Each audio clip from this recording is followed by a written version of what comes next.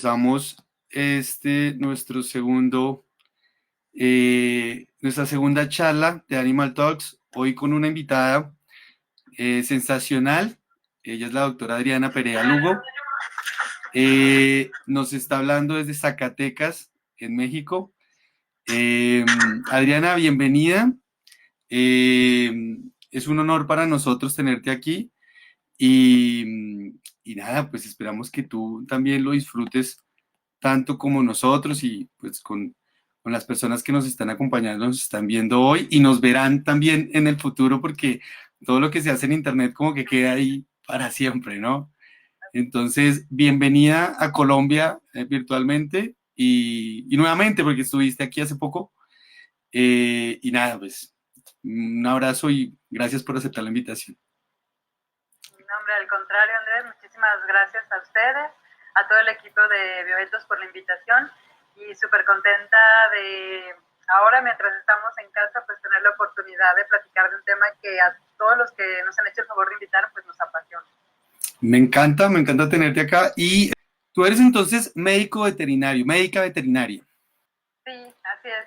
Aquí estudié la licenciatura aquí en México específicamente hay una licenciatura que es medicina veterinaria y zootecnia. O sea, también se ve la parte de manejo, aparte de la parte clínica de animales.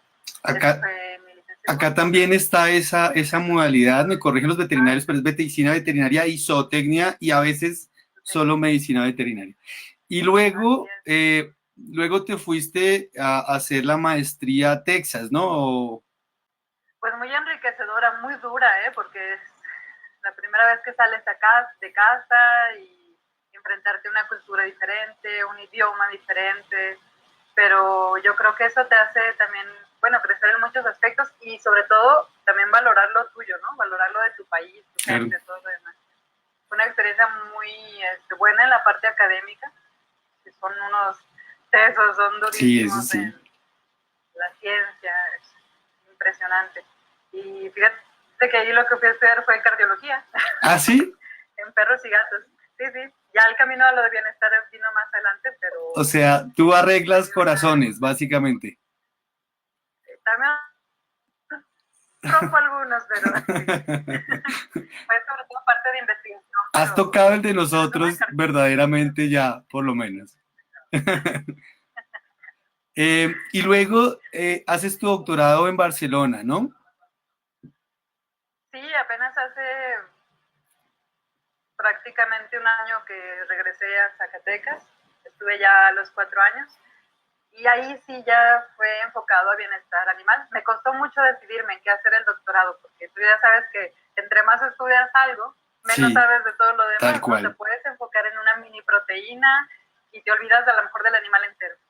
Pero fui siguiendo a una persona que para mí era un referente, a quien admiro mucho y nunca lo dejaré de admirar, que es el doctor Javier Manteca, Xavier Manteca. Uy, es una eminencia. El doctor Xavier Manteca es un referente para cualquier persona que estudie comportamiento.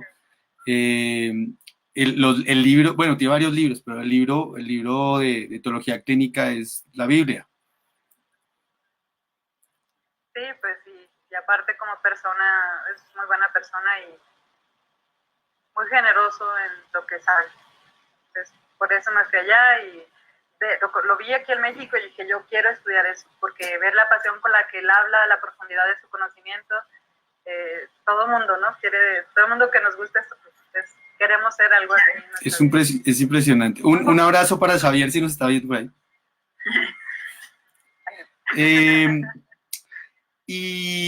Y luego entonces, bueno, cuéntanos un poco, nosotros como colombianos y mexicanos estamos somos como países hermanos, ¿no? Tenemos unas costumbres parecidas, pero Zacatecas es una zona de desierto, me cuentas, ¿no? Es un clima desértico, es un clima... cuéntanos a los que estamos viendo acá, ¿cómo es Zacatecas? ¿Cómo es tu entorno? ¿Dónde creciste? Pues sí, es un área semidesértica, no es así como la arena y los cactus, no tanto así. Tenemos áreas geográficas diferentes, pero sí es un área semidesértica.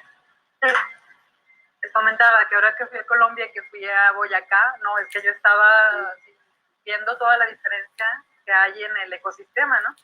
Y pues claro, de diferente ecosistema, pues tienen una riqueza ustedes de fauna, que México pues también sabemos que es rico en biodiversidad, pero bueno, Colombia también, ¿no? Entonces es una diferencia de paisaje de esta área a la que estoy acostumbrada, a la que vi allá, impresionante. Me gustó mucho su país, las playas, la gente, la comida. Y eso nos dábamos cuenta. Varias personas coincidimos ahí, fuimos a un curso, básicamente éramos personas de Latinoamérica, y teníamos muchas cosas en común, muchas. Muchos gustos musicales, sobre todo la comida, los conceptos y los acentos, era algo que nos da mucha gracia, mucha gracia. Sí. Pero la verdad es que compartimos muchas cosas y estamos hermanados por más de una cuestión, ¿no? Seguramente. Bueno, Adriana, quiero saber por qué escogiste tu carrera, tu tema de investigación. ¿Qué fue lo que te hizo adentrarte en este mundo tan bonito de los animales y del bienestar de los animales? Que es, o sea, no solo interesarse en los animales, sino interesarse en su bienestar. Pues, ¿qué te diré? Mi papá era veterinario también, pero uno diría, no, ay, pues lógicamente, padre veterinario, hija veterinaria, pero lo que pasa es que mi papá era patólogo. Entonces tú sabes, ¿no? Vas y ojeas los libros de patología del papá y ahí no ves el conejito así listo, no, ahí ves el seleccionado del conejito. Pero seguramente pues fue una influencia decisiva en mi vida, ¿verdad? Y no me arrepiento, yo creo que es una carrera tan noble, tan bonita. Tengo la oportunidad de ser profesora en la Facultad de Veterinaria de aquí, del estado, y es ver esa chispa en los estudiantes, esa emoción, ese objetivo que tienen de llegar a ser veterinarios un día, es súper satisfactorio, no se puede describir. Entonces, tratar de ser un poquito mejor, ¿no? Para poder dejar un granito de arena, una semillita en esas mentes, en esas conciencias, es lo que yo creo que nos motiva a ir por áreas es que uno cree que puede más trascendentales. De hecho, quizá esa fue una de las razones por las que dejé también la cardiología, que también aquí, seamos sinceros, en Latinoamérica nadie te paga por realmente diagnosticar y tratar una enfermedad cardiológica. Claro. Es complicado, sí lo hay. Claro. Conozco profesionales excelentes en esa materia, pero yo veía que quizá si me dedicaba a eso y daba clases de eso, pues se logra hacer buenos clínicos, ¿verdad? Muchos casos donde los alumnos superan al maestro y genial. Pero yo pensé que dedicando también a esta área del bienestar, podría a lo mejor cambiar un poquito, influir un poquito más en cómo somos en general, como estudiantes, como profesionales y como personas. Porque conozco clínicos excelentes, pero que como personas y el trato que le dan a los animales dejan mucho que desear. Y eso para mí es primordial. Es un mal latinoamericano eso que describes, desafortunadamente. Mundial. Pero entonces cambiaste a esto del bienestar animal. Explícanos de pronto, pues de pronto a los que nos están escuchando, ¿qué es el bienestar animal? O sea, esto suena como, claro, algo intuitivo, algo que dices como, es que el animal esté bien, pero para llegar a que esté bien es algo muy complejo. Cuéntanos de pronto qué es el bienestar animal para ti. Así es. Y como dices, ¿no? A veces es bien subjetivo. O sea, a lo mejor para una persona es bienestar si uno duerme 8 horas, pero hay gente que necesita menos horas, o hay gente que necesita más horas. Entonces, si eso lo llevamos a los animales, muchas veces creemos que lo que nosotros necesitamos, ellos es lo que necesitan, ¿no? Si yo necesito un suéter porque hace frío, pues voy a ponerle un suéter. Hay iniciativas para tejerle suéter a los pingüinos, otros animales que no lo necesitan. Claro. Entonces, el bienestar animal ha habido muchos términos, muchos conceptos, y en realidad más que una definición, pues es eso, es un concepto que engloba varias cosas. Y entre esas cosas, lo que todas las definiciones están de acuerdo es que engloba que el animal tenga su salud física, ¿no? Que esté bien físicamente, que esté bien emocionalmente en su estado mental y que esté bien en el comportamiento, o sea, que pueda desarrollar, si no todas, y algunas conductas que son importantes para esa especie, ¿no? En específico. Claro, a Entonces, veces nosotros aquí, por ejemplo, tenemos los familiares, ¿no? Que la familia siempre es como, entonces, como uno trabaja con esto, entonces es la pregunta, es como, ¿qué hago con mi perrito? ¿Qué hago con mi gatico? ¿Qué hago con no sé qué? Y a veces lo que uno ve es como un exceso de cariño, de manipulación, que los afecta, que les da todo lo contrario, los maltrata, no los deja ser, no los deja ser libres. ¿Tienes algún consejo de pronto para este tipo de cosas, para que sea como intuitivo para las personas que tienen animales en su casa o las personas que trabajan con animales en zoológicos, en laboratorios incluso, que tienen que trabajar con diferentes tipos de animales? Entonces, como ¿qué tienes que mirar primero para empezar a entender cuál es el bienestar de ese animal? sí, es bien complejo, ¿verdad? Y yo creo que algo que sí tenemos que entender muy bien es que el bienestar es un estado, ¿no? Es cómo se siente el animal, cómo está el animal, cómo percibe las cosas. Entonces, no es algo que yo le pueda dar de toma tu bienestar. Y eso es un concepto bien erróneo que se escucha mucho, ¿no? Son cosas que yo ponga en una cajita y que le dé al animal y entonces él ya va a estar bien. No, es cómo se siente él. Entonces, yo no puedo hacer con darle un juguete que se sienta bien. Yo lo que puedo es eso, ¿no? Proveerle de aditamentos, de herramientas que él quizá va a poder utilizar y con esa utilización se va a poder sentir bien. O sea, puede que lo que yo le dé le haga sentir un bienestar, pero no le voy a dar el bienestar. Entonces, lo más importante es conocer la biología del animal. ¿No? Por eso yo creo que es bien importante. Muchas veces los veterinarios no quieren trabajar con biólogos, los biólogos no quieren trabajar con veterinarios. Yo conozco gente que estudia bienestar, que tiene que trabajar. Tenemos que trabajar con los biólogos, que saben muchísimo de la biología de la especie. Tenemos que trabajar con antropólogos, tenemos que trabajar con psicólogos. O sea, todos tenemos que ser un equipo. Pero en fin, tenemos que saber la biología de la especie para saber qué necesita esa especie. Saber que no es un humano chiquito, que un gato no es un humano chiquito con pelos, que un perro no es un humano chiquito con morros. No, tenemos que conocer qué necesita esa especie y llevarlo a cabo, ¿no? Según lo que tenemos hasta ahorita estudiado que necesita esa especie, que tampoco sabemos. Eso es importante. Hay muchos huecos de investigación y la gente cree que todo ya está estudiado, que todo ya está hecho y sobre todo en bienestar, porque, digamos, las metodologías que uno conoce para estudiar el bienestar animal son básicamente preguntarle al animal, ¿no? Es ven, ¿qué te pasa? Pero de una manera metodológica, ¿no? Como creativa, un poco experimental. Cuéntanos de pronto algo de lo que hayas hecho en este sentido, como para determinar cómo sabemos que un animal tiene bienestar científicamente o Sí, médicamente.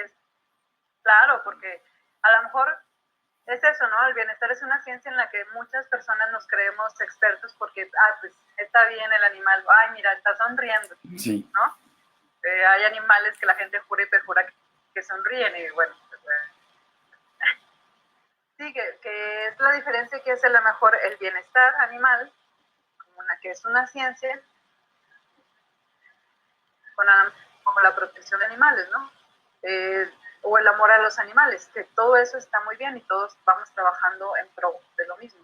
Pero la ciencia del bienestar animal tiene que basarse, para saber si el animal está bien o está en un estado de bienestar, pues tiene que basarse en indicadores.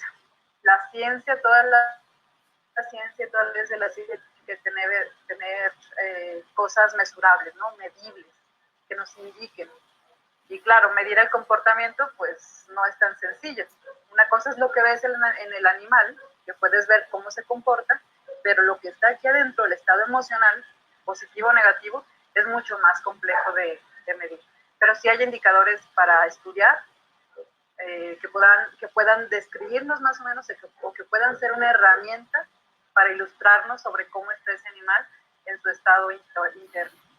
Ahí es muy importante el tema del estrés, ¿no? En animales, el estrés Claro. fisiológico. Ese es un indicador muy claro de, digamos, las condiciones en las cuales se encuentra ese animal internamente. Puede que no sepamos exactamente cómo se sienta, pero sabemos que puede estar estresado. Me gustaría saber en la parte como de enriquecimientos ambientales, esto realmente cómo funciona en cuanto al bienestar animal de algunos animales.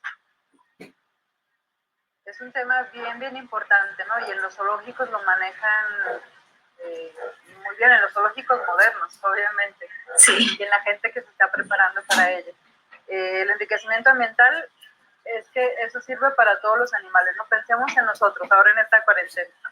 Si tuviéramos que pasar esta contingencia en un cuarto, en una pared, con una puerta y un plato de comida y un plato de agua, nada más, sin lectura, sin internet, sin televisión, es que yo creo que la gente no aguantaríamos ni una semana. Claro, ¿no? Sí, claro. Entonces, ya si nos ponemos libros, ponemos algo para pintar, ponemos internet, bueno, eso sería nuestro enriquecimiento que haría más llevadero ese encierro, ¿no? Entonces en los animales igual, no nada más para los que están bajo cuidado humano o como antes se le decía, sino para cualquier animal, ¿no? Un perro tiene que tener elementos de enriquecimiento ambiental. Para los que no estemos familiarizados con el concepto, pues son eso, son herramientas o son cosas, elementos que se ponen en el ambiente donde el animal normalmente se desarrolla, que puedan estimular conductas propias de esa especie. Y otra vez volvemos a lo mismo, ¿no? Tú eres bióloga, ¿verdad, Marilyn? Sí, bióloga, sí. Es que tenemos que conocer la biología, ¿no? De las especies, porque no le voy a poner yo a un ave, a lo mejor un citácido, las semillitas en un plato, ¿no? Ellos, pensemos en la naturaleza, cómo están acostumbrados a ir por los frutos, a percharse, en qué tipo de percha. Entonces, no es lo mismo que yo le ponga un tapetito para que se pare y su comida en un platito, ¿no? Tenemos que enriquecer ese ambiente de ese animal que vive en casa de un humano con elementos que su especie necesita o que utilizaría en vida libre para pues hacer su forrajeo, su alimentación, ¿no? Para dormir siquiera.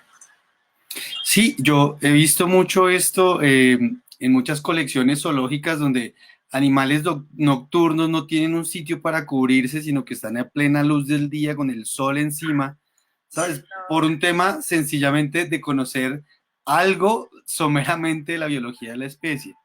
Sí, claro.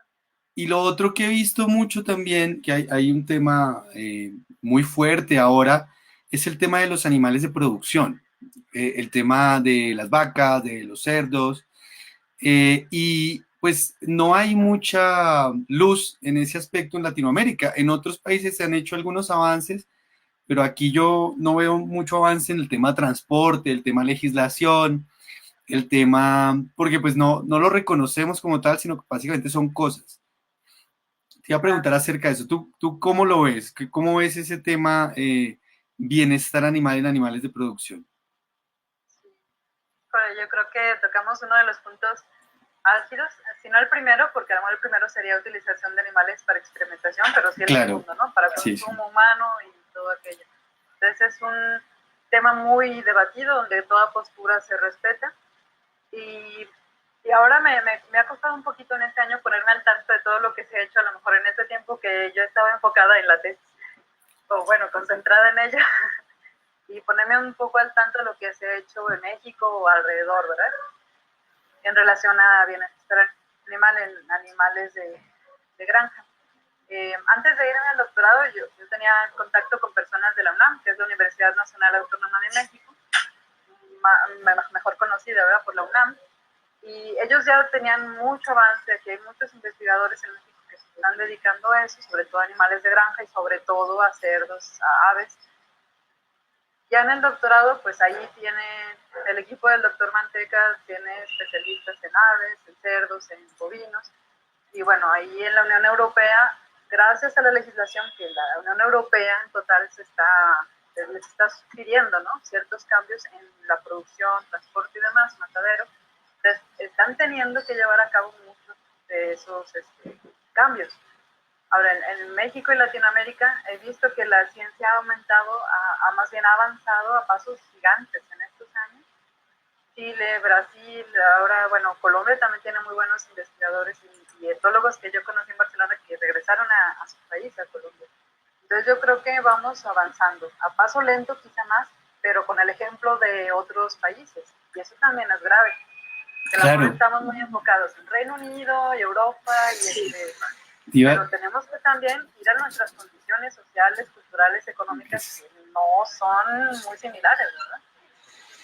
Hay que aterrizar el bienestar animal en condiciones latinoamericanas. Te iba a decir eso. Normalmente nuestras investigaciones son réplicas de lo que hacen en otros países, pero aquí, empezando porque el trato es distinto, las condiciones climáticas son distintas, incluso las mismas razas o variedades de los animales son distintos y no estamos haciendo las copias de la copia de la copia, no estamos haciendo investigación original, digamos, creativa.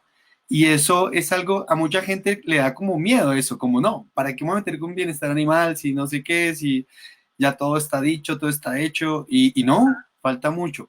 ¿Qué recomendarías tú para alguien que esté como recién empezando?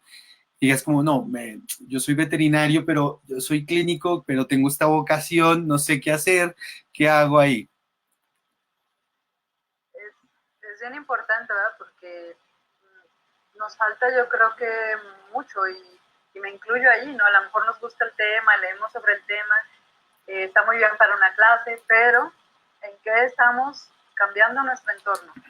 Es bien difícil porque incluso en la casa propia, ¿no? Es bien difícil que todos tengamos el mismo enfoque para cambiar un problema de comportamiento de nuestro perro, ¿no?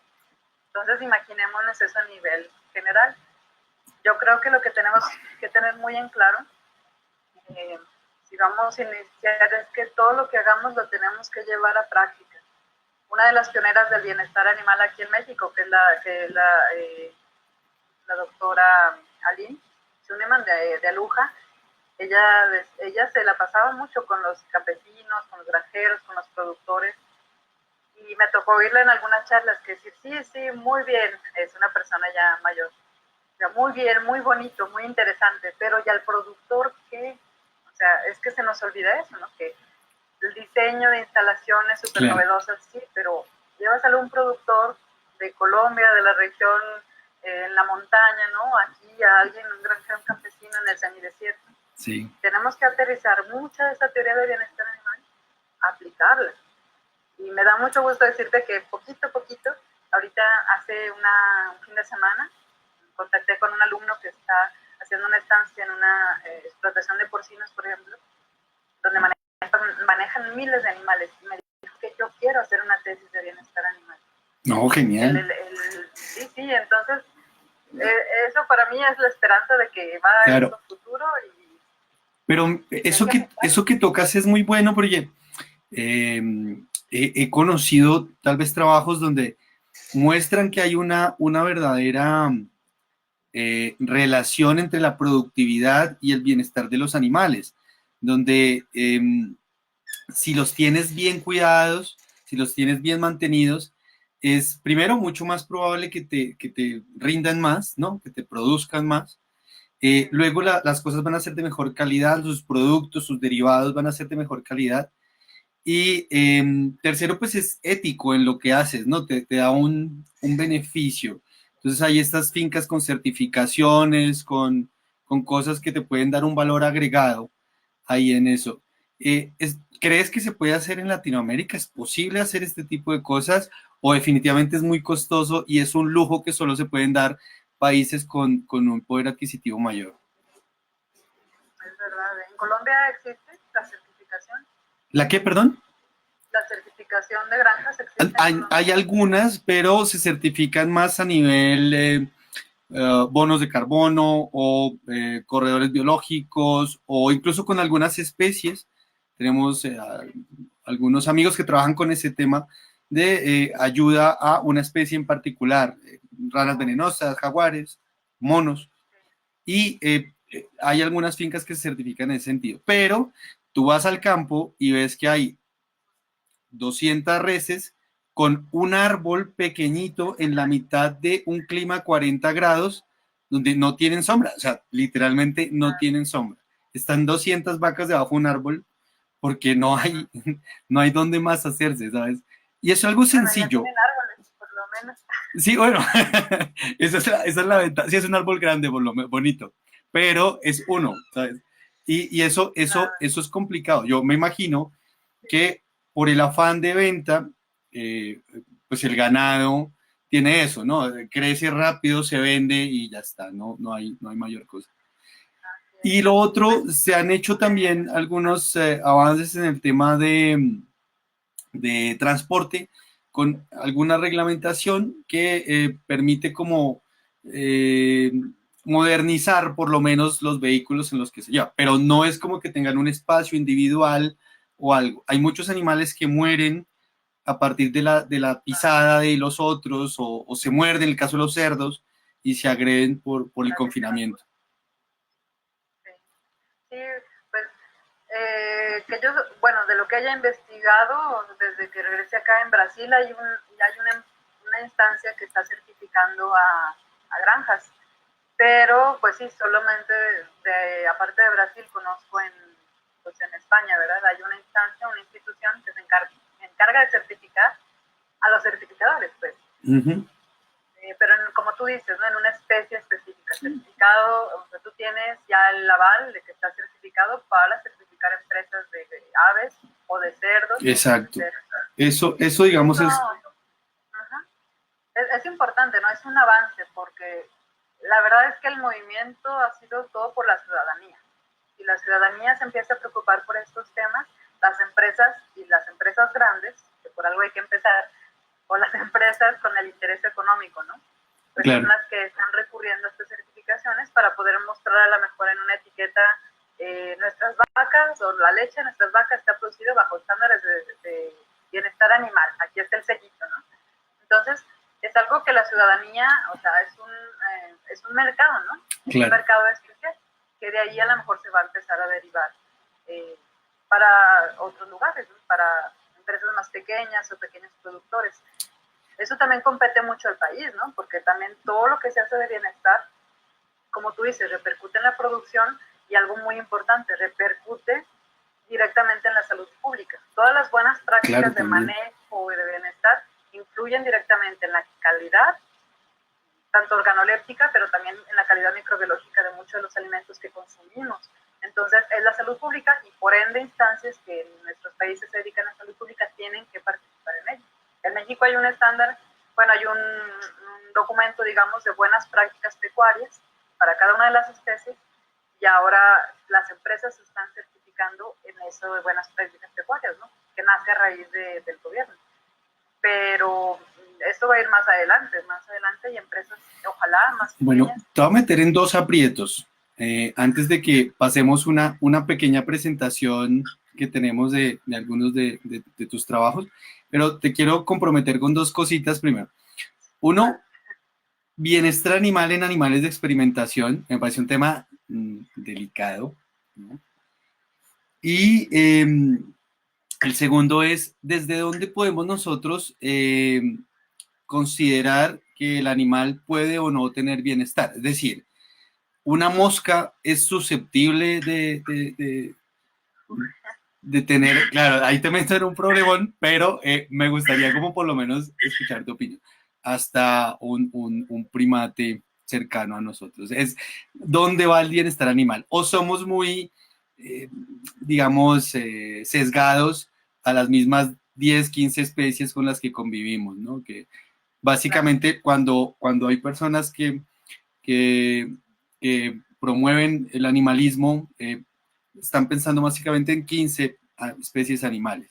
Los otros básicamente se excluyen un poco de esa ecuación. ¿Tú qué piensas? ¿Hay bienestar vertebrados? ¿Desde dónde empieza? Me gustaría escucharte. Pues sí, es una pieza. No, No, es muy interesante y aparte es uno de los argumentos que muchas personas que están en contra del bienestar te dicen, ¿no? O se pueden burlar de la gente que estudia como, ay, es una hormiga, ay, es una abeja, no la mates, ay, tú que eres de bienestar. Yo creo, y esto te lo comento, que alguna vez llevamos un diplomado de bioética y teníamos sacerdotes, trabajadores sociales, médicos, enfermeras y entre ellos filósofos. Entonces, con ellos eran unas discusiones que el simple hecho de decir la palabra dignidad, un animal debe tratarse con dignidad, ya la palabra dignidad era una discusión de 2 horas. Sí, claro. ¿Cuánto duró ese curso? ¿Cuántos años duraste haciendo ese curso? Pues se tuvieron que saltar temas porque no fue de algunos meses, pero es verdad que los humanos, primeramente, filogenéticamente, lo que esté más cerca de nosotros, pues vamos a sentir más empatía, ¿no? Claro. Una mosca no nos merece como humano, o sea, no merecer en el sentido de que no le ponemos tanta atención a una mosca, que es un insecto en la cadena para nosotros mucho más alejado. Perdóname, María Elena, por lo de la cadena, porque no sé cómo se diga, pero evolutivamente, ¿no? Pues, sí. Un primate, un mamífero, un pez, así, ¿no? En esa escala, pues nos vamos a sentir más empatía por lo que esté más cercano a nosotros. Sí. Entonces, desde ahí ya tenemos un sesgo, ¿no? Por ser humanos y esa preferencia. Y aparte tenemos otra preferencia a fijarnos en el estado de bienestar en relación a los beneficios, ¿no? Que ese animal en específico nos traiga a nosotros como humanos. Un perro, ¿por qué la gente está vuelta loca con lo del bienestar y amor a los animales? Es el animal de compañía. Claro, porque tenemos una relación hasta coevolutiva, ¿no? Con ellos, hemos evolucionado juntos, nos tenemos en nuestra casa, en nuestra cama, dándoles de nuestras chuches. O sea, es natural porque tiene una función muy importante para nosotros los humanos. Entonces, sí hay un sesgo, claro que sí, ¿no? Y aparte, por ejemplo, animales vertebrados, pero que no tienen una expresión que para nosotros sea familiar, por ejemplo, los reptiles, ¿no? Sí, una iguana. Sí, ¿no? Que es bienestar en reptiles, ¿eso qué es? Iniciante, ¿no? Hace poco tiempo se creía que ni sentían dolor. Entonces, no tienen a lo mejor la luna, lo blanco del ojo, que a nosotros como primates nos ayuda a ver expresiones, a ver estados de ánimo. Las cejas. Sí, le ponen, ponle unas cejas tristes a una tortuga y te cambia ya la percepción. Le pones un juguete a una serpiente y sí. se queda así, ¿no? Igual, bueno, le gusta, no le gusta. Son reacciones de medir muy diferentes a las que estamos acostumbrados, ¿no? Pero yo creo que se ha demostrado que hasta los gusanos que utilizan para experimentación rehuyen al dolor. O sea, son cosas que no hemos comprendido de animales que creemos que no sienten, que no expresan, simplemente es que nos falta conocer. Claro, tenemos que traducir ese mensaje, que es básicamente lo que tú y yo y los demás que estamos aquí en este oficio intentamos hacer. Entonces, bueno, ese es el logo de Animal Talks. ¿Cómo te parece? Me encantó. Desde el primer día le dije a María Elena que me encantó los colores, el dinamismo. Y como vi que tenían un café ahí en la imagen, por eso yo... Sí, yo tengo mi cafecito acá. Esa es la idea de esto. Hay gente que no toma café, pero no creo que si trabaja en ciencia sea capaz de pasar más de un tiempo sin café. Y un café colombiano para que, pues, también a la distancia te lo mando. No puedo con la cuarentena, pero... Aquí tengo mis bolsitas. Mira qué bien. Y queríamos ver un poco, pues como que nos cuentes un poco acerca de estos ejemplos que tenemos aquí. Bueno, la imagen la vi después de ayer escuchar la charla de Andrés, y él me preguntaba, ¿no? Que si un animal puede tener un diferente bienestar al otro estando en el mismo lugar, o alguna pregunta así parecida. Y sí, claro que sí.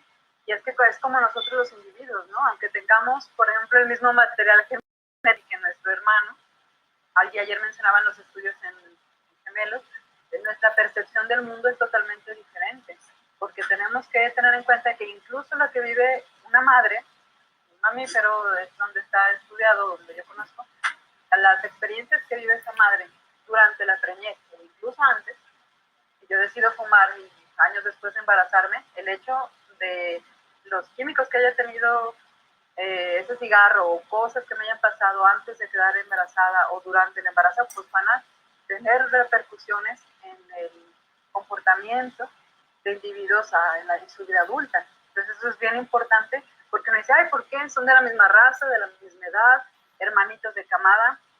Pues sí, pero cada individuo es un mundo diferente. Entonces no podemos creer que por ponerle un juguete en esta jaula, por ejemplo, ¿no? Ponerle un juguete a estos animales, uno, ellos van a saber jugar inmediatamente, a lo mejor, ¿no? Y dos, a lo mejor el de arriba sí, que puede ser que a lo mejor su temperamento sea diferente al perrito que está abajo. El simple hecho de que un individuo se acerque, así que vaya a refugiarse en el único lugar que tiene para refugiarse. Entonces tenemos que entender que el bienestar es un estado individual y que no porque sean la misma raza, la misma edad, el mismo sexo, todos los animales van a tener el mismo estado, la misma percepción de su ambiente, por ponerle un mismo evento que a otro. Listo. Es una reacción individual y un estado individual. Listo. Aquí, pues, hablando de los animales de producción, Adriana nos puede contarte este ejemplo. Ok. Bueno, esto también nos ayuda a entender cómo se mide el bienestar animal, ¿verdad? Tenemos, a lo mejor, me estoy adelantando a un diagrama que está más adelante, creo, que son los indicadores.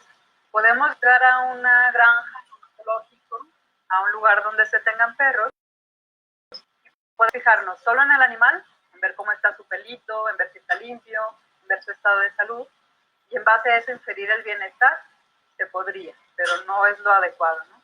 O podríamos olvidarnos de los perros y los animales del zoológico y fijarnos en el ambiente del animal, que esté limpio, que tenga agua. Podríamos hacerlo, pero tampoco nos da una idea bien, ¿no? Nos da una idea correcta. Entonces, lo más adecuado es utilizar indicadores en los que podamos medir el ambiente de ese animal, o sea, dónde se aloja, por ejemplo, el tamaño de los recintos en los animales de zoológico es un ejemplo muy claro, ¿no? Pero también tenemos que fijarnos en cómo está el animal. Combinando esas dos partes, los indicadores del ambiente y los indicadores del animal, podemos darnos una idea del estado de bienestar que tiene ese animal. Ojo, que no es el estado que en realidad tiene, ¿no? Es un indicador de cómo creemos que ese animal puede estar. Este es un ejemplo de bovinos, por ejemplo, aquí que vemos que cuando el animal se echa, no tiene el espacio adecuado, ¿no? Para echarse de manera adecuada. Y todos nosotros hemos sentido lo que es no descansar, no tener descanso, no tener un sueño adecuado. En los bovinos aproximadamente se necesitan, para estar bien, que tengan 11 horas de sueño, 14 horas de sueño o de descanso. ¿Nos puedes contar un poco sobre esto de las libertades, las 5 libertades y los dominios del bienestar? En cuanto a las 5 libertades, bueno, es un concepto desde hace muchos años, ¿no? Que ha venido de Reino Unido. Ahora se trabaja más, a lo mejor, con algo que se denomina los 5 dominios. Ahorita yo creo que van a estar por ahí, pero básicamente es lo mismo. Entendamos el alojamiento, la nutrición, que tengan un adecuado alojamiento, una nutrición adecuada, que no estén enfermos los animales. ¿Por qué ya no se utilizaron tanto las 5 libertades, que a lo mejor son más conocidas? Primero porque se traducía mal, ¿no? Era como freedom en inglés es que esté libre, que no tenga. Y aquí en español libertad sonaba como que pueda hacer lo que se le da la gana. Claro. Sí. Y aparte se enfocaba mucho en los aspectos negativos. Era como que el animal no tenga hambre, que el animal no tenga enfermedad, pero no contaba mucho con los aspectos positivos. Sí, que tenga adecuada nutrición, claro. Exacto. Entonces, por eso se utilizan otros ya conceptos que son los 5 dominios, fluyen. Esos mismos de las 5 libertades, ahorita a lo mejor lo vemos con otros criterios. En la diapositiva... Esto me llamó mucho la atención. Es una prótesis de testículos en perros, supongo. Hay prótesis de testículos, pero cuando son castrados los animales, bueno, yo solo lo he leído en Estados Unidos, que se les pone la prótesis, pero esto a mí también me llamó mucho la atención, Es una moda más o menos del año pasado. Ah, yo pensé que era una prótesis, es No, pintura. estos son los glitter balls. Ah, no. Cuando enferman, pues se le No, pone brillantina y tal, ¿no? ¿Esto no. afecta el bienestar del animal? Quizá no, ¿no? No, puede que no. Bueno, si se lo come y es tóxico, sí, pero Claro. a lo mejor no afecta su bienestar, pero son cosas que el animal Bueno, sí si vemos a no nuestro necesita. perro con un poquito de brillantina aquí en la nariz, ya sabemos dónde estuvo. Pero realmente es algo que el animal no necesita, no abona nada para su bienestar. Entonces, pues son caprichos más bien. Claro. ¿Y esas tortuguitas que aparecen ahí? Esto sí es un ejemplo típico de un mal alojamiento Claro. para reptiles muy típicos que en realidad no se deberían de tener. En muchos países están prohibidos, tanto por salud pública, porque son transmisores de salmonela, como porque luego la gente los libera a lagos naturales, a ríos, y causan predación de Oye, otras especies. me hicieron una pregunta la semana pasada en otra charla que tuvimos y me hacían una pregunta de, bueno, ¿cuáles son mascotas y cuáles no? Para mí, en mi concepto personal, perros, gatos y hámsters son animales domésticos. El resto no. El resto son o de granja o tal, o animales silvestres. Pero lo que puedas tener en tu casa es eso. ¿Tú compartes eso o piensas que uno puede tener una relación con otro tipo de animales? Comparto, son especies que han evolucionado muchísimos años como para ahorita soportar, entre comillas, ¿no? O estar adaptados a muchas cosas que el humano ha hecho con ellos, con su entorno. Pero sí, también hay que ver la legislación, ¿no? Que por ejemplo en Colombia me enteré que tener, por ejemplo, un hurón es Hurón, ilegal, sí es y aquí en legal. México, ¿no? No sé si los Tener, erizos, estos chiquiticos, ah, sí, pero claro, pues... los delitos. Uh-huh. Entonces hay que ver la legislación primero. Yo siempre voy a desestimular un poquito que se tengan animales silvestres como mascotas. Claro que si los obtienes de un lugar que sea una venta legal, pues bueno, es como, es legal, ¿no? Está Sí. bien, pero como opinión personal, ojo, esto sí, pues yo lo desestimo y pues no trato de fomentarlo tanto. El toreo, las peleas de gallos, eh, tenemos ahorita en Colombia la discusión de las peleas de gallos para que sean declaradas como deporte. Entonces, no sé, tú qué puedas aportarnos ahí en esa discusión. Claro, ¿no? Bueno, yo creo que en los países que vivimos, en Colombia el toreo es todavía, ¿no? En algunos lugares. Sí, no, sí, exacto. Hay algunas alcaldías locales que tienen algún tipo de potestad, pero lo máximo que han podido hacer es no financiarla con recursos públicos, sino que se busquen la financiación. Se han hecho varios proyectos de ley para eliminarlo definitivamente, pero ha sido muy difícil. Hay muchos intereses. Y es una pelea jurídica que lleva años, no sé cuántos años más vaya a tardar, pero se han hecho avances, sí, en muchas cosas, pero pues todavía hay, es la realidad. Sí, en el país que estamos, bueno, aquí también es legal, permitido, incluso pues se promocionan, ¿no? Los gobiernos muchas veces se promocionan con ello. En Cataluña, donde fue que estuve haciendo el doctorado, pues también es un lugar en donde está prohibido. Entonces, una opinión es la cosa que uno tenga, como una cosa es la opinión personal, ¿no? La opinión profesional no se basa tanto en la opinión, sino en saber lo que hay, lo que existe, lo que no. Creo que eso tiene que ver mucho con el tema cultural, ¿no? La idiosincrasia de los países, y por eso es tan difícil romper de tajo con decir, es bueno, es malo. Es un lugar donde se da trabajo a muchos veterinarios. Hay un jefe de plaza que suele ser un veterinario que tiene que evaluar que el animal llegue bien, que no esté, por ejemplo, limado de los cuernos. Entonces, son instancias donde suelen trabajar muchos veterinarios en las ganaderías y demás. El animal, he ido a pláticas de bienestar animal en toros de Lidia, muy interesantes por personas que admiro mucho. Y claro, en toda la parte precorrida, antes de el toreo del animal, antes de la corrida, de la fiesta, ¿no? Como se dice, el animal vive pues súper bien, ¿no? Pero claro, las charlas de bienestar animal no se enfocan en el momento de la corrida, de la muerte, de la faena. Hay muchos estudios sobre qué sucede con el toro mientras está llevándose a cabo esta faena. Y bueno, muchas personas, incluso he ido a charlas donde el ponente dice que se ha demostrado que estos animales no sienten dolor. Eso tampoco es cierto. Una cosa es que el nivel de adrenalina y de otras cosas que están sucediendo dentro del animal, pues hagan a lo mejor que en ese momento no tenga esa percepción y lo que quiere es salir, ¿no? Defenderse. Pero pues no podemos cerrar los ojos también ante la evidencia de los estudios de dolor que hay.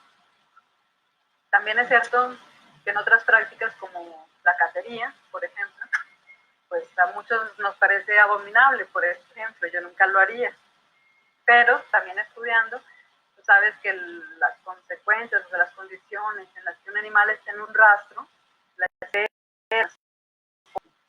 el faenado mismo en el rastro es a lo mejor mucho peor que un balazo bien dado de un cazador profesional con licencia ilegal.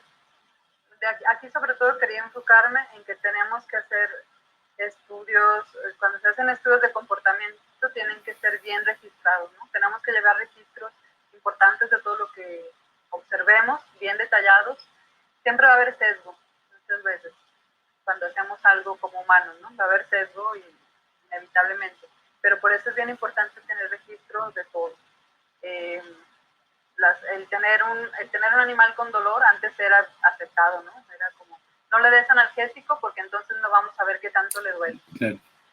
Entonces esto se ha investigado mucho y pues se ha visto que mientras menos dolor tenga un animal en cualquier etapa, enfermedad o lo que sea, pues va a tener mucho menos consecuencias para ella y en este caso pues hasta para las crías, ¿no? Una cerda, darle analgésico durante el parto antes era como algo loco.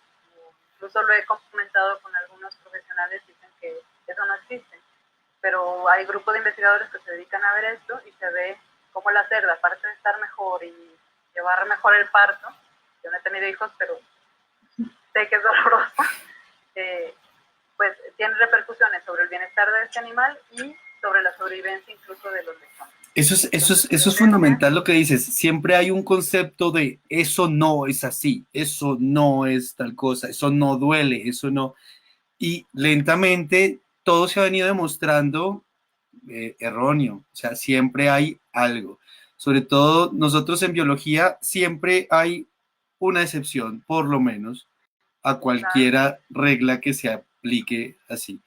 Entonces, hay mucha gente que no es cuidadosa con esta generalización de conceptos porque alguna vez vieron una cosa en un lugar, ¿no? Eso me encanta de lo que haces porque es como, es comprobarlo, no solo decirlo. Sí, y es irte actualizando, ¿no? Porque claro. Si nos quedamos con lo que aprendimos a lo mejor en el máster, en el doctorado y ya, pues tampoco. De aquí a hace un año, pues ya cambió todo. Esto va evolucionando. Listo. Maenita. Bueno, y tenías un caso, este caso Tiki. Cuéntanos un poco sobre este caso Tiki que me pareció. ¿Quién es Tiki? Tiki está muy bonito. Bueno, nada más que esto era para enfatizar mucho, sobre todo en la clínica, en la etología clínica. Tiki es una perrita de aquí de casa, Chihuahua, chihuahueño, dicen. Tienen muy mala fama en su comportamiento. Sí, no, dicen que son 90% agresión, 10% ojos, sí. Eso. Bueno, la típica cumple, o sea, tienen un muy mal carácter. Pero es bien importante en etología clínica que todo cuando tengamos sospechas de que un animal tiene un mal comportamiento porque es un mal perro, porque se porta mal, porque es celoso, porque lo que sea, siempre hay que ver primero que no haya una causa orgánica, o sea, que no haya realmente una enfermedad en ese perrito o en ese animal, ¿no? Podemos ver a lo mejor que un animal es agresivo, puede ser un animal que reaccione muy rápido, que amenace, pero a lo mejor nunca nos hemos dado a la tarea de llevar ese animalito con un veterinario que le haga un examen completo la hormona que le puede estar faltando, que le puede estar aumentando, qué pasa ahí Por fisiológicamente, ¿no? ejemplo, en el caso de Tiki tiene una lesión ortopédica, tiene artritis también. Entonces imagínense lo que es estar todo el día con ese dolor, que no puedes subir, que no No, puedes claro. bajar, que te duele que te Cualquiera muevas, que te duele que estaría te de caminas. mal humor. Claro, y aparte, si a la, es que me acerco, la toco y me gruñe, pues a lo mejor cada que la tocas, Le te duele, duele, ¿no? claro, Entonces siempre hay que investigar primero, descartar claro. primero, que no haya una causa orgánica, una causa de enfermedad, antes de pensar, uy, no, es un problema de comportamiento. No, primero hay que descartar y para eso pues, los veterinarios tenemos que estar bien disciplinados, ¿verdad? Sí. Milena Lamprea nos dice, Adriana, ¿qué piensas de las herramientas de medición de bienestar animal como el Welfare Quality Program? No sé si estás familiarizada con el Sí, WQP. el protocolo. De hecho, eso tiene que ver con los indicadores también. O sea, cuando se reúnen eh, los indicadores de bienestar basados en observar al animal y los indicadores de bienestar basados en el ambiente, se puede hacer una lista, ¿no? Una lista de todos esos indicadores para cada especie, ver cuáles son válidos para cada especie y puede servir para hacer un protocolo. Los protocolos de Welfare Quality son muy buenos, son muy utilizados, a pesar de que fueron hechos por un esfuerzo en la Unión Europea por muchísimos investigadores, y ya no son tan nuevos. Es una herramienta muy conocida y muy utilizada a nivel mundial. Es de los esfuerzos más grandes que han hecho muchos investigadores para crear esos documentos. Entonces, yo creo que la punta científica para evaluar el bienestar animal en las especies de sus hijos. María Velázquez dice, Hola. ¿tienes herramientas para manejar estándares de bienestar animal? Creo que es una pregunta que viene como relacionada con la anterior, pero no sé si quieres andar un poquito más. Sí, claro, igual para María, un saludo. A lo mejor lo que hacer énfasis en eso, ¿no? Que son protocolos hasta ahorita pues, para animales de granja. Sin embargo, instituciones como la UASA, la Asociación Mundial de Zoológicos y Acuarios, pues tiene también sus instrucciones, digámoslo así, que manejan los 5 dominios para evaluar el bienestar en especies de zoológico. Es Esas, importante, ¿no? Porque a lo mejor esos animales, es que en un zoológico no puedes decir, voy a certificar un claro, zoológico, es que ¿cuántas claro, especies tienes ahí? claro. ¿Y cuántos individuos tienes ahí? O Mira, sea, se manejan, por ejemplo, primates. Sí, es que es enorme, o sea, la diversidad es enorme y desafortunadamente por tráfico ilegal y todo cada vez son más. Pero además nosotros desarrollamos un protocolo con el año pasado con una corporación regional que es como una entidad eh, gubernamental que se encarga como de los aspectos ambientales de una región particular. No sé si exista en México alguna figura parecida, pero algunas tienen centros de... Dime. ¿Teprona? O... Sí, más o menos como es una entidad que se encarga de un territorio particular ambientalmente. Y ellos tienen unos centros de recepción y valoración de fauna silvestre. Entonces ahí llegan animales, se ponen en una cuarentena y normalmente no una bióloga, o una veterinaria y un zootecnista. Es como el esquema. Y entre ellos tres tienen que decidir muy rápidamente si liberan o dejan o tal, sin ningún tipo de protocolo. Entonces, estamos tratando de ayudar en ese sentido porque el aspecto comportamental es muy importante y los protocolos que hay no alcanzan, no son buenos. Entonces, intentamos hacer algo, les contaremos después los resultados porque por culpa de la cuarentena no hemos podido un poco evaluarlo, pero empezamos a implementar un protocolo que nos permita evaluar no el comportamiento ideal de esa especie, sino en cuáles está fallando y en qué podemos hacer un tratamiento para ver si se puede liberar. Necesitamos evaluar cómo es posible liberar. La invitación es para ti, a ver si de pronto lo pase todo esto, nos ayudamos y empezamos a diseñar algún tipo de protocolo que nos permita alcanzar ese manejo para recomendar, para que estas personas que están trabajando allí con el corazón y con el alma, pero que de pronto no tienen las herramientas conceptuales ni metodológicas suficientes para decir, sí, mira, yo me hago responsable de la vida de este animal y lo voy a liberar. Yo digo que este animal no puede ser liberado a pesar de que no hay espacio aquí. ¿No? Son muchos problemas, infraestructura y tal, y hay mucha tensión, pero no sabes qué hacer. Es la vida del animal en tus manos. Entonces, pues te invito para que después nos sentemos juiciosos y podamos de pronto por lo menos charlar acerca de eso. No, pues enhorabuena, es un proyecto muy, muy interesante, muy bonito, me encantaría aprender ahí con ustedes. Y fíjate que lo comentamos la vez que les comento que fui a Tunja, fui al Centro de Rehabilitación de la Juan de Castellano. Sí. Ahí hay doctores súper especialistas en toda esa área, pero claro, ellos también decían, es que es bien complicado evaluar comportamentalmente, ¿no? Claro. Y aparte, ¿qué haces? Tienes el animal ahí, ¿qué tal que un animal se impronta ya del claro. humano? Luego lo vas a liberar, o claro. todos los animales que te lleguen los vas a tener que dejar ahí porque claro. rehabilitar de manera comportamental es complicado. Es muy complicado. Entonces, su proyecto está súper chévere. Sí, es una tarea que, así como yo te metí con las preguntas, creo que es algo con lo que nos comprometimos, pero es algo que sí queremos llevar adelante porque es la vida de muchísimos animales que todo el día, todos los días se están dando, incluso con la cuarentena, ¿no? Además que son animales que la gente cansa de tener como mascotas y los deja. Es una cosa de educación, pero mientras tanto, mientras no cambiamos la cultura, hay que trabajar en lo que hay. Te iba a preguntar, Evelyn Martínez, un saludo para Evelyn. Pregunta cómo por el bienestar de palomas urbanas, ¿no? Esta fauna urbana. El bienestar en estas palomas, ahora con esta situación de cuarentena, ¿qué piensas acerca de eso? ¿Qué puede pasar ahí? Me pareció muy interesante tu respuesta que diste ayer respecto a algo similar, ¿no? Sobre el tema de las palomas urbanas. Yo creo que es bien difícil y también tiene un compromiso moral alto el manejo que a veces se hace con las especies exóticas.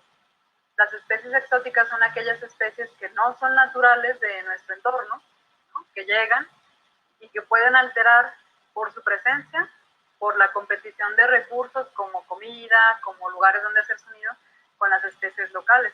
Entonces, muchas veces las especies exóticas desplazan a especies endémicas que solo se encuentran en esta ciudad de Colombia, por ejemplo, las desplazan, las aniquilan, por decirlo así. Entonces, a veces se hacen manejos que no son muy populares, ¿no? Como ponerles mallas a los edificios para que estos animalitos no paren, quitar los nidos. Entonces, a la población son una de esas medidas que no les gustan mucho. Entonces, tenemos que ir muy al fondo, ¿no? Esto también impacta la salud pública. Estos animalitos exóticos, como las palomas, también pueden transmitir enfermedades. No solo a las palomas o a las aves de ahí naturales, sino también a los humanos. Pero también tenemos que aceptar nuestra responsabilidad. ¿Por qué prosperan estas especies? Es más, para empezar, ¿por qué llegaron ahí? Claro. ¿Alguien las tuvo que liberar? Claro. Yo quiero tener una agapornis o torre argentina, claro, porque están bien bonitas en mi casa. Me aburre porque grita mucho y la libero. Tal cual. Muchas especies exóticas por eso llegaron, ¿no? Entonces, también esas especies no prosperarían tanto si nosotros, por ejemplo, no tiráramos tanto de basura. Hay estudios de ballenas, por ejemplo, aquí en México, ballenas con lesiones importantes en el dorso por gaviotas. ¿Por qué? Porque pican, es que son tantas, claro. Porque se genera tanta basura en las playas que se reproducen muy exitosamente y ahí están picando ya a animales que en su vida tendrían por qué convivir con estas especies. Claro. Y no, las grietas que se les hacen, las heridas que tienen son impresionantes. Eh, Claudia Brieva, un saludo para la doctora Claudia Brieva, nos pregunta, ¿qué opinas de las críticas de bienestar animal tildándolo de bienestarismo para justificar usos de los animales que pueden ser inadecuados desde el punto de vista de los intereses del animal? Claro. Y también hay este concepto que se llama especismo, ¿no? O sea, que no estamos, solo nos enfocamos en el bienestar por considerar aquellas especies que le son útiles, entre comillas, al humano. Nos olvidamos de muchas otras especies. A mí me gusta mucho entrar en estas discusiones porque incluso tiene matices filosóficos. Tengo muchos, bueno, conocidos, tenía amigas que son veganas, por ejemplo, y tenemos una relación muy íntima, muy cordial. Me gustaba escucharlas mucho. Cuando hay charlas, por ejemplo, de asociaciones protectoras, me gusta escucharlos porque sé que todos vamos en el mismo marco, todos vamos en el mismo sentido, en el mismo barco, perdón, pero hay que entendernos y trabajar, hay que trabajar juntos. Muchas veces he notado que a nosotros nos hablan, bueno, a los que nos gusta estudiar el bienestar animal, despectivamente así nos llaman, ¿no? Bienestaristas, porque, por ejemplo, consumimos carne, hay otros que estudian bienestar, pues que les gusta la cacería, por ejemplo. Entonces, yo creo que eso, lejos de ayudar, el segregarnos, creo que impacta más negativamente que el entender nuestras diferencias individuales y trabajar en pro de un mismo objetivo. Es decir, vale, tú estudias esto, yo estudio esto, y te gusta esto, tú comes carne, ¿no? No sé, hay que respetarnos porque abolir todo y basarnos en esta vida en base a nuestras diferencias para avanzar no es algo que te vaya a ver. Me gustaría saber al respecto del bienestar animal de animales que son utilizados como presas vivas de depredadores en cautiverio, como por ejemplo para la rehabilitación de fauna silvestre o en el caso de serpientes que se tienen de mascota. ¿Qué piensan al respecto y qué se recomienda? Esa es una muy buena Muy pregunta. buena pregunta, sí. Y varias veces me lo he cuestionado, porque yo creo que es opinión personal, lo repito. También depende de nuestro cuerpo, ¿no? O sea, si tienes un ave para rehabilitación, ¿no? Un ave rapaz, no le puedes empezar a dar a lo mejor alimento congelado. Cuando son animales que se trabajan, perdón, con los que se trabajan, que son mascotas, por decirles así, que son compañía de un humano, yo creo que he escuchado esto de expertos, lo más recomendable no es darles alimento vivo. No nada más por la calidad microbiológica de la red, o sea, que no vaya a causarle ninguna enfermedad a nuestro animal, sino también por lesiones que puede, ¿no? Ahí hemos visto muchísimos reportes de animales mordidos. Los ratones tienden a morder a los ojos, por ejemplo. Claro, entonces es cuestión de manejo, ¿no? Saber cuánto tiempo le dejo al animalito, si no lo retiro. A lo mejor los pinkies, por ejemplo, esos ratoncitos que son los chiquitines, dirán, pues ellos no le hacen daño, ¿no? Pues sí, a lo mejor no. Pero como propietarios yo creo que también tenemos que ser un poquito conscientes de eso, ¿no? Yo he visto, a mí me ha causado un poco un shock, porque sobre todo trabajando con aves de presa, con halcones, por ejemplo, los halcones son, voy a utilizar un término antropomorfista, pero son crueles para cazar. Entonces, cuando hay una presa viva, es como que se la comen toda antes de matarlo. Pero en cambio las águilas no, las águilas matan de una vez un conejito y ya está, no hay tanto sufrimiento. Yo creo que depende un poco también de la especie, depende un poco también para lo que la queramos. Si es una ave que no se va a rehabilitar, que no se va a liberar, pues no usemos presa viva, ¿para qué? Si es una ave que está en proceso de reintroducción, que está en una cuarentena, que llegó por alguna lesión, a lo mejor sí, de pronto sí se puede utilizar. Los hipopótamos, no sé si estás familiarizada con la historia. Me sé un poco la historia, sí, pero lo que no sé es el manejo que han hecho hasta ya, ahora.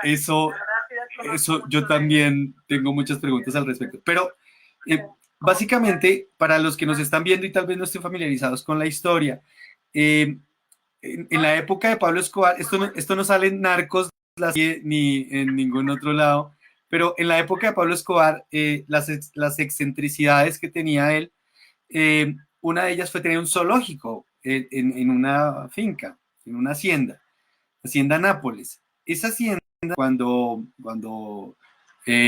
Pablo Escobar murió, se abandonó, quedó ahí sin doliente, y muchos de los animales fueron liberados por la gente que los cuidaba allí, pues no tenían qué más hacer.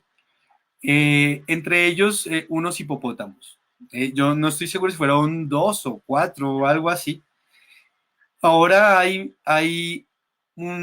creo que hay gente que dice 20, gente que dice 40, no hay un número claro, o que yo sepa.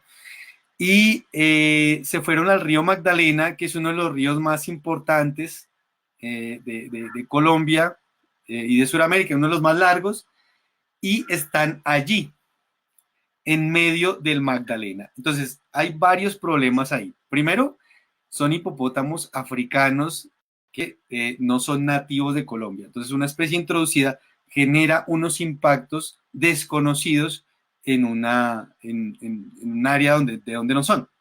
Segundo, está entrando en competencia con algunas especies de mamíferos acuáticos como manatíes y nutrias. Entonces, que están en peligro de extinción y protegidos por ley colombiana. Hubo el ejército hace algunos años mató uno y lo mostraron en algunas fotos como de trofeo de cacería, a pesar de que son animales, pues son hipopótamos africanos, son pesados, peligrosos, pero estos algunas veces son dóciles, o sea, a veces van a un pueblo, la gente les da a comer, abren la boca, y estos soldados lo cazaron y eso se volvió, digamos, un tema pues con mucho ruido de fondo. Y hay organizaciones que se construyeron exclusivamente para proteger a los hipopótamos de esa zona. Y hay otras organizaciones que piensan que debería ser un enfoque de control. Entonces es un tema que tenemos, o sea, en el país de las maravillas, en el Macondo, tenemos eso. Entonces no sabemos qué hacer y si menos mal esa pregunta no es para mí, pero te pongo en contexto. Es complicado, ¿no? Y más cuando, en este caso, yo no conozco bien el trasfondo ni el manejo que se ha hecho, pero hacía opinión personal un poco desde el desconocimiento, porque solo me sabía la historia acá morbosilla, pero no los detalles. Yo creo que es lo que se plantea muchas veces a lo mejor con los zoológicos que no están evolucionando, ¿no? Ya están ahí animales, ok. No se trata de hacer una matanza y de maltratarlos hasta que huyan, no lo van a hacer para empezar. Si ya están ahí, pues a lo mejor lo que hay que controlar a lo mejor sería la natalidad, ¿no? Qué bueno que haya asociaciones, pero ojalá que estas asociaciones, que repito, desconozco, estén asesoradas por gente que sabe de la biología de estos animales, ¿no? Tampoco se trata de hacer esterilizaciones, pero controlar, ya están, pues que a lo mejor cumplan su vida como la especie que es, pero que ya no se sigan reproduciendo más, porque también una cultura de los hipopótamos, o sea, también es una atracción ya turística, entonces... Claro, pero además hay pescadores en la zona, todavía no ha pasado una tragedia, pero en algún momento va a pasar. Claro. Y eso también es el control, o sea, el control también es importante por la salud pública. Están en un río, el río va para acá, para allá, hay más especies, entonces la salud pública es algo que siempre tenemos que tener en cuenta. Bueno, y ahora se sumó un artículo científico que fue de pronto malinterpretado, o yo no sé si yo lo entendí mal, pero la prensa lo entendió de otra manera. Y el artículo dice que los hipopótamos pueden estar cubriendo un nicho que dejaron algunas especies de herbívoros grandes de Sudamérica hace algunos miles de años. Pero no sé, a mí el artículo me da la sensación que decía más como que era una comparación un poco a lo absurdo, pero no una recomendación. O sea, no es como, déjalos que ellos están cumpliendo la función que cumplió un herbívoro grandote. No, Por creo algo que el por ahí no iba, herbívoro pero la grandote. prensa un poco lo tomó por ahí. Entonces, eso aumentó un poco el debate porque la gente pues, se dividió, ¿no? Entonces, Claro, es que, bueno, también hay que recordar todos que muchas veces decimos, ay, los artículos, los reportes, también no todo lo que esté escrito, como lo tendríamos que tomar en consideración, y que es un nicho que un herbívoro dejó hace miles de años, pues por algo ya no está ahí ese herbívoro. No sé. sí, Pero ya me exactamente. imagino que debe ser allá muy debatido. Sí, sí, es un tema álgido, pero hay puntos en común. Yo creo que se puede hacer. Falta también voluntad política. No hay muchos políticos que se mojen con el tema porque saben que es complicado. Claro, Eh, claro. pero hay que hacer algo, porque si no, Sí. no podemos esperar la tragedia. Bueno, Adriana, creo que fue una charla extremadamente informativa, alegre, me encantó la energía que tienes, esa forma como transmites tus conocimientos y esperamos poder volverte a tener por acá con nosotros en alguna ocasión. Gracias a ustedes y también desde ya con la autorización de mi director, que luego le diré, ser invitadísimos siempre que pues, se puedan y tour gastronómico incluido. Así como de bonito nos trataron allá los colombianos, pues aquí igualmente los... Yo ya fui 3 veces a México. Pero a Zacatecas, ¿no? A Zacatecas no. A Zacatecas no. Y voy a ir. Voy a ir. Apenas acabe la cuarentena. Gracias, Adriana, por la invitación. Bueno, muchas gracias y de verdad espero que pues todos hayan estado tan apasionados y tan contentos como estuvimos nosotros. Y pues los esperamos mañana. Mañana vamos a hablar de jaguares. También te hago la invitación con el doctor Rafael Hugestein en Venezuela. Y maravilloso. Que ya tengo agendado todas sus charlas. Ojalá también, y gracias a la gente que se conectó y por sus preguntas también. Bueno, cualquier cosa Ahí. te podemos enviar las preguntas o tú las miras por ahí para que porfa nos ayudes a responder, que hay mucha gente interesada en el tema. Y, sí, gracias. Bueno, gracias Adriana. Gracias. Entonces, lo mejor que pueda, lo mejor. Muchas gracias, Adriana. A ustedes, adiós. Chao, María. Gracias a todos. Gracias a todos y mañana a las 2 de la tarde, porfa, hora colombiana.